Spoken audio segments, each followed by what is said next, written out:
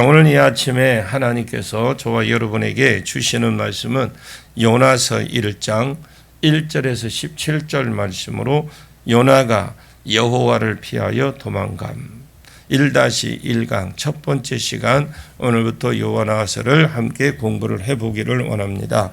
요나서는 여로보암 2세 때에 일어난 일을 기록한 책이 요나서입니다. 여로보암 2세 때 BC 793년에서 753년까지 약 40년 동안 북이스라엘을 다스렸습니다. 요나는 하나님으로부터 느니웨에 가서 그곳에 곧 멸망할 것을 알리라고 했지만 요나는 느니웨로 가려고 하다가 가지 않았습니다. 물고기 뱃속에 3일 있다가 나와서 다시 느니웨로 갔다고 증거를 하고 다시 이스라엘로 와서 기록한 것으로 생각이 됩니다. 정확하게 알 수는 없지만 주전 760년도경에 되었을 것으로 추정은 합니다. 요나라는 이름은 비둘기라는 뜻입니다. 비둘기는 정결한 새인데 노아 홍수 때에 특별히 노아가 홍수로 덮여진 땅에 물이 줄었는지 알아보고자 비둘기를 방주 밖으로 내보냅니다. 이때 비둘기가 감람나무 잎을 물고 돌아오죠. 비둘기는 하나님 앞에 정결한 짐승으로 또 칭함받고 새 중에서는 유일하게 제물감으로 쓰이는 짐승이 됐습니다. 비둘기는 먹을 수 있고 웬만한 새는 부정한 짐승으로 먹지도 못하고 제물도 쓰지 못했습니다. 비둘기라고 하는 것은 하나님 앞에 정결한 제물이 되라는 그런 뜻이 있을 것이고 사명을 감당하는 자가 되라고 하는 요나의 아버지의 그 아미떼의 뜻이 있었을 겁니다. 자기 아들의 이름을 지을 때에 그런 의미를 가지고 지었을 겁니다. 그때가 여로보암 2세가 나라를 다스릴 때는 북이스라엘이 솔로몬 이후로 남북이 갈라진 이후로 가장 왕성하고 힘있게 자랄 그때였습니다. 정치적으로 잘 나갈 때였고 경제적으로 군사적으로도 매우 크게 잘 나갔다고 보시면 돼요. 이스라엘이 잘 나갈 수 있었던 것은 그 당시에 이스라엘을 괴롭혔던 아수르가 북쪽에 있는 그 아라랏이라는 나라가 남방 정책을 써서 아수르에게 쳐들어왔기 때문에 아수르가 아라랏을 막기 위해서 그때 당시에 팔레스타인을 공격하고 늘 시도했던 그 군대들을 다 거두어 들였습니다. 자국 방어를 위해서 군대를 거두어 들였기 때문에 아수르가 쳐들어오면 가장 공격을 많이 받았던 나라가 거의 아람인데 이 아람은 팔레스타인 지역에서 가장 강대국이었습니다. 아람이 늘 시달렸기 때문에 아람은 국력을 잃었고 그때 북이스라엘 왕이 세력을 잃은 아람을 쳐버리고 그 주변국들을 다 정복을 합니다. 그때 당시에 하맛 어귀에서 시내산에 있는 아라바 광야까지 다 차지했던 것입니다. 그것은 우연이 아니고 열왕기하 14장에 요나를 통해서 이스라엘에게 증거하라고 했을 때에 이런 일이 벌어지기 전에 내가 북이스라엘을 한번 솔로몬 때의 영화를 한 번 더 회복시켜 주시겠다고 하나님 말씀했습니다.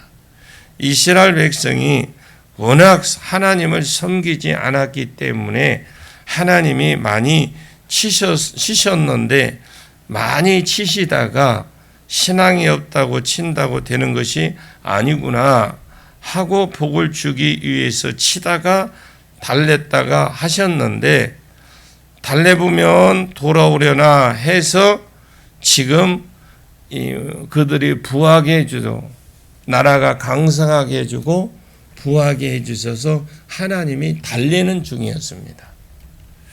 그런 배경 아래에서 지금 요나서가 쓰여져 있는데, 요나는 선지자임에도 불구하고 이 북이스라엘의 선지자이기 때문에 굉장히 뺀질거리는 선지자였습니다.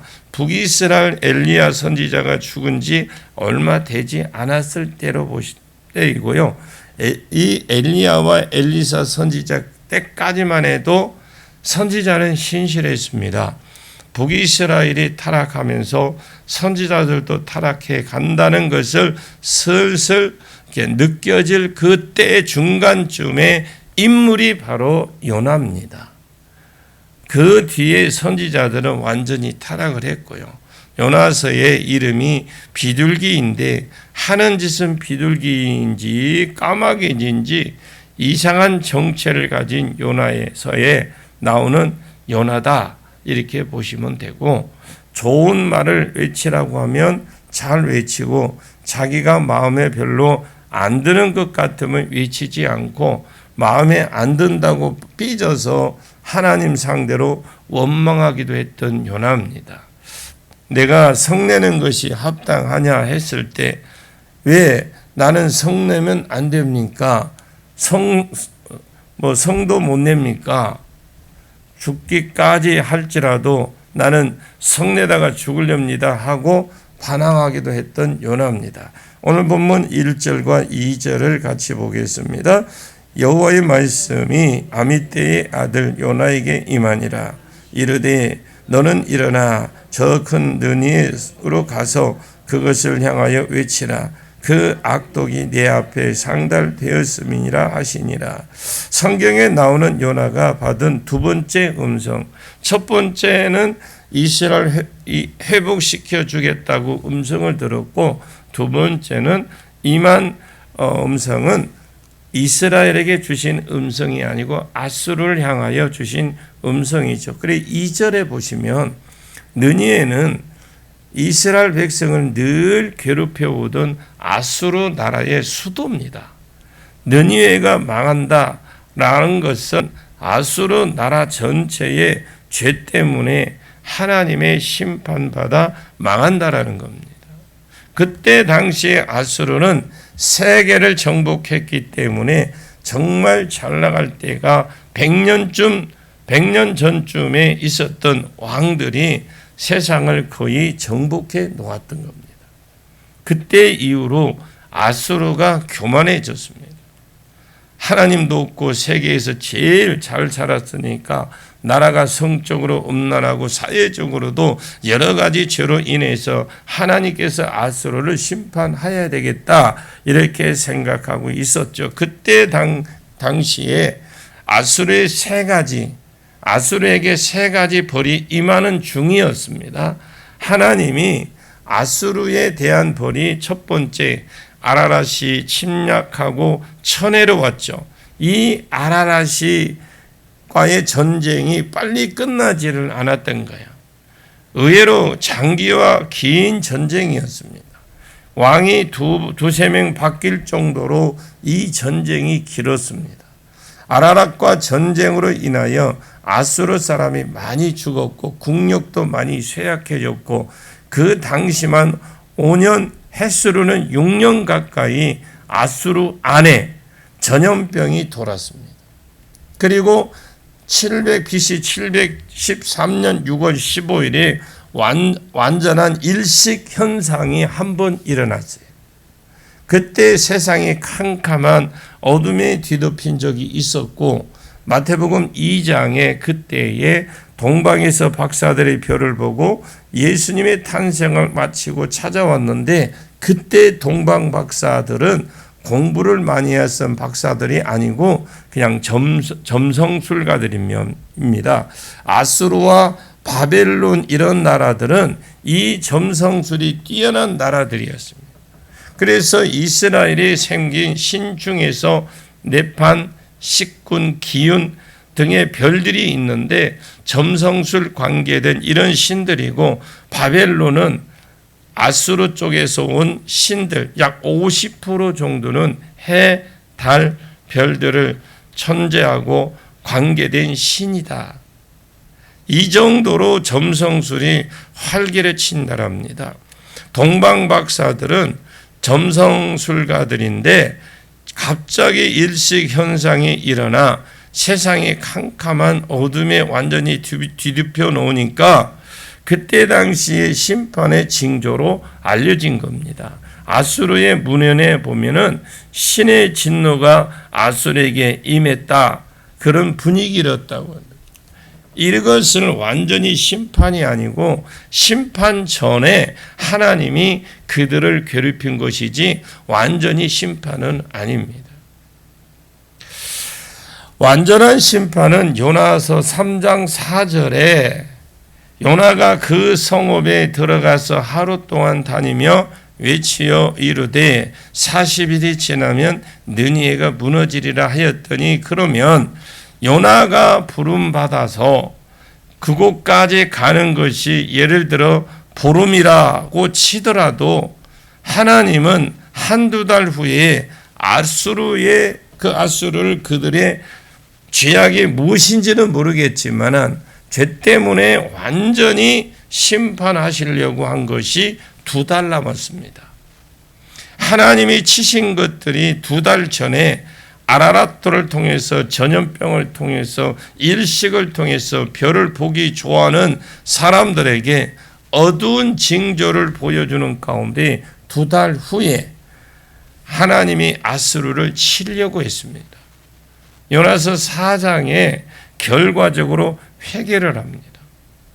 회개하니까 요나가 이럴 줄 알았다, 이런 일이 이렇게 돌아갈 줄 알았다 하면서 요나가 삐져서 느니의 동편에다가 초막을 짓고 그곳에서 죽으려고 단식 투쟁을 하고 있고, 그때 하나님이 느니의 자체 사랑에 대해서 하나님의 사랑의 마음을 나타나시기 위해서 삐져있는 요나에게 박넝쿨 하나를 준비했고, 박넝쿨이 해로부터 얼굴을 가려주니까 요나가 시원하니까 좋아했습니다. 그리고 벌레를 준비했습니다. 그 다음날 박넝쿨을 갉아먹게 했습니다. 박넝쿨이 말라지고 뜨거운 동풍을 준비해서 불게 하니까 더우니까, 그래서 요나가 아이고 하나님 이렇게 사는 것보다 죽는 것이 훨씬 더 낫겠습니다 하니까, 요나야 네가 심지도 않고 키우지도 않은 하룻밤에 난 이 박넝쿨이 너를 시원하게 했다고, 하룻밤에 말라버린 박넝쿨이 없어졌다고 너는 죽으려고 하느냐. 느니에를 봐라. 전후 좌후 앞뒤를 모르는 어린아이가 12만이라고 그랬어요. 좌우를 분별치 못하고 무엇가 무엇인지 모르고 죄악 가운데 사는 내 백성이 느니에만 60만 명이다 하고 말씀했습니다.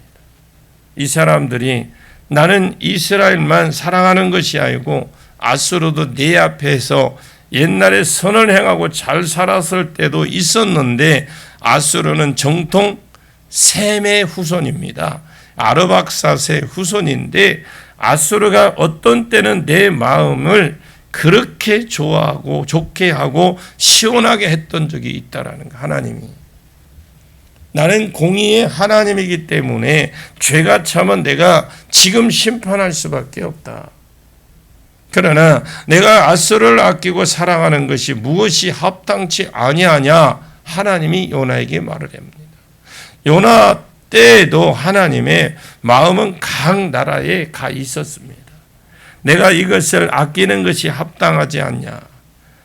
그러면 하나님의 마음은 하나님의 공의에 의해서 40일 후에 망하는 이 나라 백성들이 있었습니다. 하나님은 죄가 찬 나라를 심판해야 되지만, 그러나 그들도 사랑하셨습니다. 내가 이 사람들을 찍고 이 사람들을 죽인다라는 것은 하나님의 뜻을 요나에게 가르쳐주고, 요나가 일어나 저 큰 성읍 느니에로 가서 그 느니에에게 외치라고 그랬습니다. 느니에의 소망, 아수르의 사람의 소망은 딱 한 가지인데 요나가 달려가서 아수르 사람들에게 40일이 지나면 이 성이 망한다라고 신실한 마음으로 외치는 것이 그 아수르 사람들의 딱 하나 소망이고 살 길입니다. 그러나 3장에 보시면 그러나 요나는 3일 길을 하루 만에 외쳤습니다. 여러분 3일 길을 어떻게 하루 만에 걸어가면서 3일 길인데 아예 들으라는 마음도 없었어요. 어쩔 수 없이 하나님이 죽이니까 가기는 가는데 40일이 지나면 이 성이 무너질 것이다. 믿으면 믿고 안 믿으면 받고 만대로 해라 하면서 그냥 휙 지나갔겠죠. 이 사람들이 근데 완전히 회개를 합니다. 그랬더니 하나님이 요나의 마음과 달리 그들을 살려주었습니다.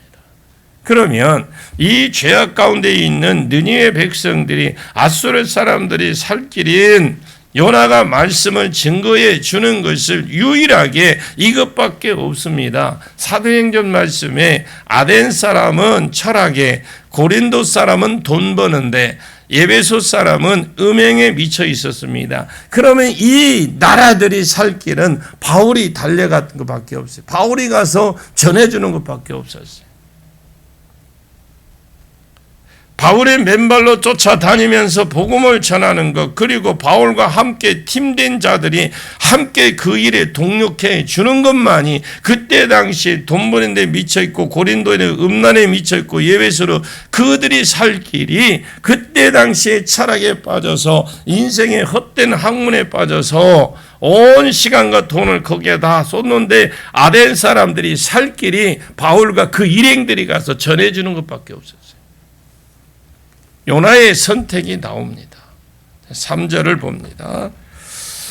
그러나 요나가 여호와의 얼굴을 피하려고 일어나 다시스로 도망하여 욥바로 내려갔더니 마침 다시스로 가는 배를 만난지라 여호와의 얼굴을 피하여 그들과 함께 다시스로 가려고 뱃삭을 주고 배에 올랐더라. 하나님은 느니에를 사랑하셨습니다. 그래서 죄악 구덩이에 빠진 그들이 그래도 하나님 사랑에 의해서 공의에 의해서 심판을 받아야 하겠지만 살고 죽지 않기를 원하셨어요. 그래서 요나에게 네가 가서 외치라 그랬습니다.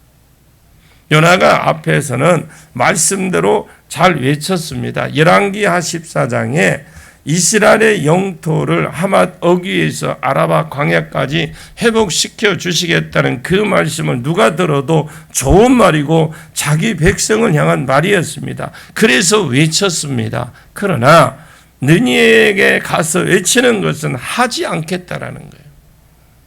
느니에는 이스라엘에서 본 방향은 북동쪽인데 다시스는 완전히 반대 방향이에요.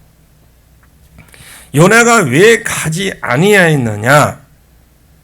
1차적으로 자기하고 아예 상관이 없는 나라고, 그리고 또 한 가지 이유는 그때 당시 아수르는 이스라엘의 원수입니다. 이스라엘을 한두 번 쳐들어온 것도 아니고 엄청 괴롭혔어요. 요나가 하나님의 그 음성을 듣는 순간 지금 이 아라랏이 쳐들어온 것은 아수르를 향한 하나님의 심판이었다라고 한 것을 알게 됐죠. 지금 아라랏이 쳐들어와서 철수해서 아수르가 아라랏과 전쟁 중인데 그 전쟁 중인 것이 하나님의 심판이었습니다. 이것이 40일 후에 느니에가 그냥 무너지겠습니까? 아라랏을 통해서 하나님이 심판하겠구나라는 것을 요나가 짐작을 한 겁니다. 그런데 그러면 이 전쟁 중에 적군에게 내가 간다는 것은 쉬운 것도 아니고 평소에 자기 나라를 괴롭혔던 나라가 아라랏의 공격을 받아서 망하고 죽기를 원했던 게 요나거든요. 그래서 그는 가지 않겠다 생각을 한 거예요. 성경은 하나님이 요나에게 느니에로 가라고 동쪽으로 가라고 하니까 서쪽으로 가는 배를 타고 도망쳤다라고 기록합니다. 성경에. 회사에 가면 자기를 괴롭히는 사람이 있는데 다른 사람에게는 복음을 전해도 자기 밑에 있는 마음에 있는 사람에게는 복음을 전해서 전도할 수는 있어도 자기를 괴롭히는 사람에게는 절대로 복음을 전하지 않는다는 것과 다름이 없어요. 똑같은 이야기예요. 은연중에 우리가 요나의 행동을 하고 있다는 걸 아십시오. 그래서 옛날에 그런 말이 시자가 붙은 시어머니 시누이 같은 사람이 복음을 전하지 않았으면 나는 내 갈 길을 갈 거니까 너는 네 갈 길을 가다가 죽어서 지옥 가라 하는 것이 요나가 생각할 때에 느니에는 북이스라엘의 원수의 나라고 자기와 상관없는 나라에다가 더군다나 원수의 나라에 가서 목숨 걸고 복음을 전할 수 없다라는 겁니다. 요나가 어쩔 수 없이 가기는 갔지만 통과하는데 3일이 걸리는 길을 하루 동안만 외쳤다라는 것은 가기 싫었다라는 걸 증거를 해줍니다. 왜? 평소에 눈에 가시 같은 사람인데 내가 가서 복음을 전하는 것보다 차라리 네가 죽는 게 낫겠다. 내가 차라리 죽는 게 낫겠다. 40일 후에 느니에가 살면 우리나라에 또 쳐들어오면 나 때문에 우리나라가 또 망하는 것이 아닌가 이런 생각을 했어요. 그러나 요나가 여호와의 얼굴을 피하려고 일어나 다시스로 도망하여 여호와의 얼굴을 피한 것은 하나님의 사명을 저버리는 행위입니다. 하나님의 사명을 저버리는 것은 요나의 삶이 여호와의 얼굴을 피하는 삶이다라는 거예요. 우리가 그럽니다. 직분은 받아놓고 직분을 우리가 그 직분에 합당한 일을 하지 못하면 하나님 반드시 보응을 하십니다. 직분을 줄 때는 반드시 뭔 뜻이 있어서 주는 거예요. 그리고 10절에 보시면 여호와의 얼굴을 피한다. 3절에 여호와의 얼굴을 피하여 두 번이나 나오는데 요나의 삶은 여호와의 얼굴을 피하는 삶입니다. 여호와의 얼굴을 피하는 삶은 하나님 주신 사명을 피하는 거고 하나님 맡기신 부름을 저버리는 것이 자기 나름대로 길을 가는 삶이다라고 증거하는 것이 요나서 1장의 내용이고 요나의 삶입니다. 그 뒤에 증거하는 것은 두 가지인데 요나가 사명을 저버리고 소명을 저버렸지만 두 가지가 있었습니다. 하나는 형통이고 하나는 평안이 있었습니다. 지금 증거하는 것은 형통이고 평안이 있는데 그 형통은 거짓 형통이고 평안은 거짓 평안이라는 걸 아셔야 돼요. 사명을 저버리고 자기 나름대로 길을 가도 당장 형통이 있을 수 있고 평안도 있을 수 있습니다. 3절에 요나가 여호와의 얼굴을 피하여 다시스로 도망가는 그 다시스로 피하여 하나님이 주신 그 사명을 반대로 도망하려고 했습니다. 그래서 다시스로 가려고 욥바로 내려갔는데 웬일입니까? 마침이라는 게 있어요. 마침 만나기 어려운 다시스로 가는 이 배가 기다리고 있었습니다. 욥바로 내려갔더니 멀리 도망가려고 반대 방향으로 가 있으면 설마 나를 느니에로 보내겠느냐 하면서 다시스로 도망가려고 생각을 하니까 마침 그래 다시스로 가는 배가 있네요. 그래서 다시스로 가는 배를 탔습니다. 5절 끝부분에 보시면 요나가 잠을 자고 있습니다. 그러나 요나는 배 밑층에 내려가서 누워 깊이 잠든지라 처음에는 요나가 잠을 잤겠습니까? 그날도 요나가 선지자인데 선지자가 하나님의 부르심을 저버렸는데 처음부터 잠잘 리는 없을 거예요. 처음에는 요나가 바짝 긴장하고 있었을 겁니다. 걱정을 많이 하고 배를 탔는데 배를 타고나 보니까 아무 일도 없었어요. 여호와께서 그 사랑하는 자에게 잠을 주시는도다. 이거 마음이 평안해졌죠. 그래서 잠을 잤는데 그 잠도 깊이 잠이 들어버렸어요. 그 시간에 지금 풍랑이 일어나서 배가 흔들리고 난리가 났는데도 요나는 사람이 깨우기 전에 일어나지 않았습니다. 사명을 저버리고 요나가 도망 중이지만 요나 앞에 아무 일도 없습니다. 그럽니다. 사명 저버리고 직분을 저버리고 살리니까 안 하니까 평안한 것 같고 아무 일도 없고 형통한 것 같고 그냥 평안하고 형통했어요, 요나가. 그러나 이 평안이, 이 형통이 거짓 형통이고 하나님께 그를 빼도 박도 못하는 자리로 몰아넣기 위한 거짓 형통입니다. 우리는 여기에서 속습니다. 그 평안이 거짓 평안입니다. 무엇을 해도 안 됩니다. 교회가 사명을 감당하지 않고 말씀과 기도에 깨어있지 않고 잠자고 있으면 당장에 뭔가 뒤집어질 것 같지만 평안합니다. 그러나 그 평안이 거짓 평안입니다. 성도가 경건하게 살고자 하면 핍박도 하고 욕도 듣고 집에서 난리도 나고 마귀도 설치고 보통 심각해지는 것이 아닙니다. 그러나 그것이 굉장히 어지럽고 어려운 것 같지만 그것이 고난 같지만 거짓 고난입니다. 거짓 고난. 변장된 축복이라는 말입니다. 그것이 거짓 고난입니다. 내 눈에 보기에 어지러워져 보이는 거지, 어려워지는 것이지, 그것 때문에 기도하게 되고요. 그것 때문에 하나님께 더 가게 되고, 그 세월만 지나고 나면 그것이 복이라는 것을 모든 사람들이, 나도 알지만 모든 사람들이 알게 되는 겁니다. 그러나 성도가 사명을 멀어지고 교회가 전체적으로 잠자고 있으면 안 됩니다. 중세의 시대가 종교 전쟁이 일어나기 전 200여 년 전 기간 동안 그렇게 평안할 수가 없었어요.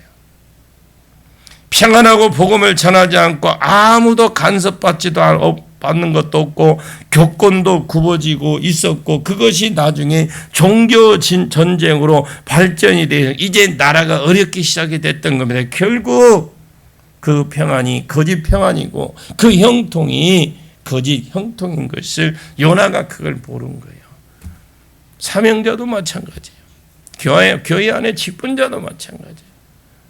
받아놓을 때는 악골골짝 빈들에도 가면 눈물 콧물 빼면서 막 그러면 나중에 받고 나면 악골골짝 그 빈들만 피하게 하옵소서, 내가 다 하겠습니다, 이렇게 배워버려요.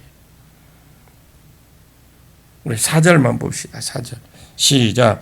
여호와께서 큰 바람을 바다 위에 내리심에 바다 가운데 큰 폭풍이 일어나 배가 거의 깨지게 된지라. 형통에서 마침내 다시스로 가는 배를 탑니다. 그리고 배 밑층에 내려가 자고 있었고, 그런데 잘 나가다가 갑자기 태풍이 오는데, 태풍이 불었겠죠. 큰 바람이 왔는데 태풍이 우연히 온 것이 아니고 시편에 있는 말씀처럼 환난 중에 부르짖을 때에 하나님께 배 이야기, 파도 이야기가 합니다.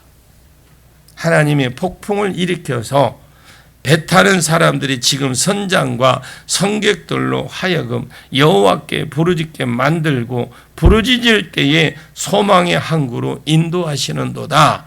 그 말씀하실 때처럼 하나님께서 바다에 태풍을 보내십니다. 그 배가 거의 깨지게 된지라. 깨져버리면 요나도 죽을 것입니다. 하나님이 딱 깨지게 하지도 않고 거의 깨질 정도만 해서 계속 요나 한 사람 때는 지중해를 완전히 흔들어 버린 거예요. 나 한 사람 때문에 우리 가정이 어렵고, 나 한 사람 때문에 공동체가 어렵고, 나 한 사람 때문에 교회가 어려울 수도 있어요. 창세기 14장 1절과 2절입니다. 그 중에 1절에 네 나라, 2절에 5나라와 전쟁이 네 나라와 5나라가 전쟁이 벌어졌는데, 네 나라는 그돌라오멜이 중심으로 한 강대국이고 5나라는 사해를 중심으로 한 이 5개의 성주들이라. 성읍 왕들이라고 보시면 되겠죠. 이 소국가 왕들과 대국가 왕들이 있는데 소국가 왕들이 12년 동안 대국가를 섬기다가 13년째에 배신했기 때문에 14년째 쳐들어왔습니다. 정치적으로 볼 때는 12년간 섬기다가 갑자기 배신한 것 같지만 이 전쟁을 쭉 말씀을 하시면서 10절 이후로 가면 소돔과 고모라 왕이 줄이다가 그리고 11절에 소돔 왕으로 줄이다가 이제 12절에 전쟁의 결론인데 12절에 보면 롯이 사로잡힌 것으로 딱 끝을 냅니다. 롯이 하나님의 부르심을 받은 부르심의 사명이 있었는데 이 하나님의 뜻을 제쳐두고 그 당시에 소돔과 고모라가 부촌이고 돈을 많이 벌었기 때문에 돈 때문에 소돔 사람들이 죄악의 도시인 줄 알면서도 소돔 안으로 차츰 들어갔던 도시입니다. 베드로 전후서를 읽어보시면 롯이 이곳에 살면서 소돔 사람들의 음란한 행실, 불법한 행실을 보고 들음으로 그 의로운 영혼이 상했다라고 되어 있습니다. 점점 상해 가면서도 그렇지 않아도 믿음도 없는데 거기에 살면서 보고 들었습니다. 점점 영혼이 상해 가는데도 그냥 앉아 있었습니다. 거기에 대한 하나님의 심판이 4나라와 5나라의 전쟁입니다. 요 롯 하나 때문에 하나님의 성도 한 사람을 바로 잡으려고 나라와 나라 간의 전쟁을 이용한 거예요. 하나님이 요나 한 사람을 바로 잡으려고 지중해 작은 바다가 아닌데 그 지중해를 완전히 흔들어 버립니다. 태풍을 보내셔. 이거 우연은 아닙니다. 하나님이 요나 한 사람 때문에 한 사람에 딱 관심이 있어요. 그러나 더 크게 내다보면 요나 때문이 아니라 요나 한 사람 때문에 지중해를 흔들고 그 배에 있는 많은 사람들을 흔들고 있었지만 사실은 하나님은 40일 후면 공의에 의해서 심판할 수밖에 없는 그 이 느니에 사람들에게 관심이 있다. 이 느니에가 살려고 하면 요나가 가야 되고 그래서 요나 때문에 세상을 흔든 것입니다. 나머지 부분은 계속 새벽에 이어나가도록 하겠습니다. 하나님 감사합니다. 하나님께서 요나 한 사람을 쓰시기 위해서 또 요나 한 사람을 돌이키기 위해서 지중해를 흔들었고 롯 한 사람을 회복시키기 위해서 4나라와 5나라 전쟁을 통해서 하나님 회복시킨 것처럼 하나님 나 하나를 주님 앞에 내려놓습니다. 주님 내게 주신 사명, 내게 주신 직분 소홀하지 않게 하옵소서. 나 때문에 내 가정에 어려움 당하지 않게 하시고 나 때문에 내가 속해 있는 공동체가 어려움 당하지 않게 하시고 교회가 어려움 당하지 않도록 나를 주님 붙들어 주시고 내가 깨닫고 내가 바로 서서 하나님께 영광을 드리는 그러한 삶을 살아갈 수 있도록 은혜를 베풀어 주시옵소서. 예수님의 이름으로 간절히 기도하옵나이다. 아멘.